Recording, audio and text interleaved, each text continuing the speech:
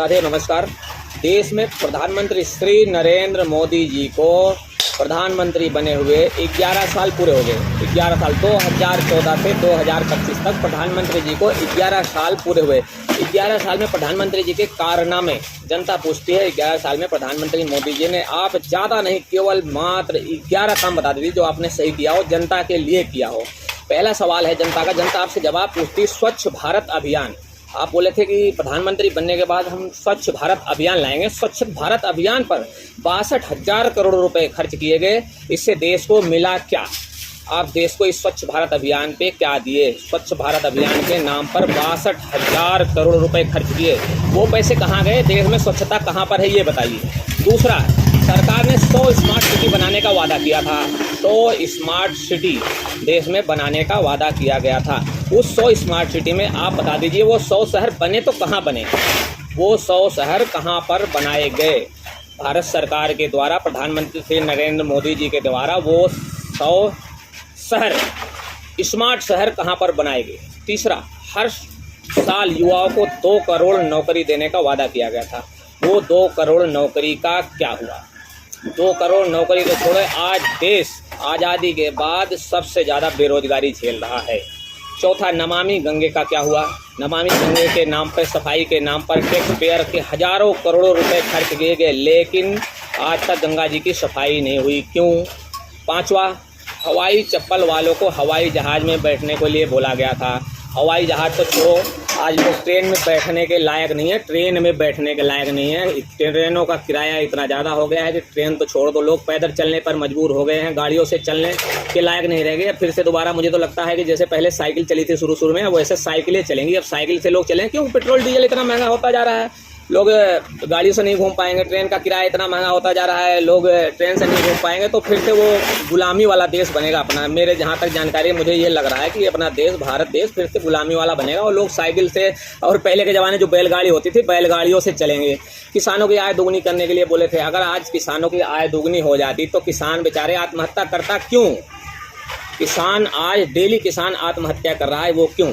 सातवां, सबका साथ सबका विकास बोले थे आप करने के लिए। सबका विकास नहीं, भारत देश में सबका विनाश हो रहा है। विकास तो आप छोड़ दीजिए, विकास तो अभी पैदा ही नहीं हुआ मुझे लग रहा है। एक हमारे यहाँ है, लड़का काम करता है, उसका नाम है विकास, वही एक विकास कर रहा है और कोई विकास नहीं कर रहा।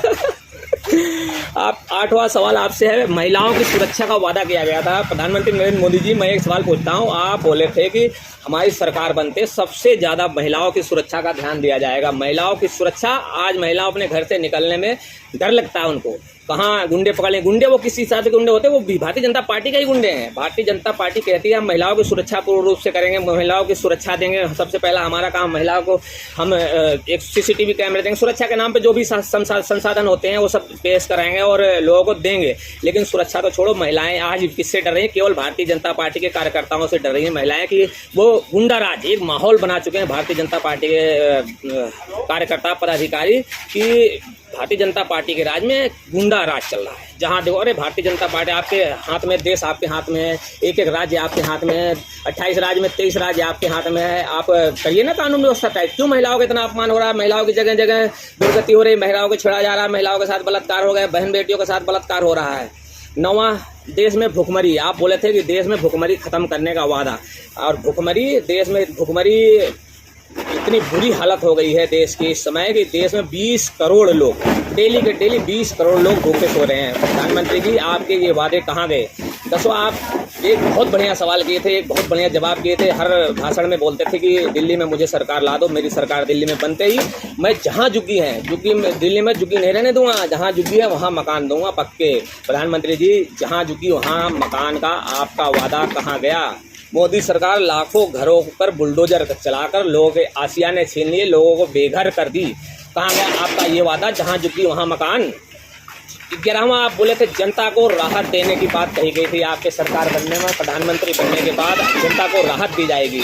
और जनता को राहत तो छोड़ो, जनता पर टैक्स पे टैक्स, GST पर GST, खाने के नाम पर टैक्स, और पेंसिल, पढ़ाई लिखाई पर टैक्स, पेंसिल। आप बता दीजिए प्रधानमंत्री मोदी जी, आपका 11 साल का कार्यकाल रहा है, इस 11 साल में आपने कितने स्कूल बनवाए?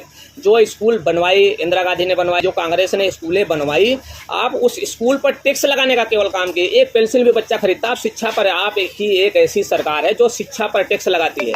बाकी सरकारें शिक्षा पर संसाधन दिए, शिक्षा पर एक से एक आगे बढ़ने का जरिया निकाली और बनाई, और लोग शिक्षा से, उस शिक्षा से वंचित नहीं रहे, शिक्षा से पढ़ के आगे बढ़े और लोग IAS PCS बने।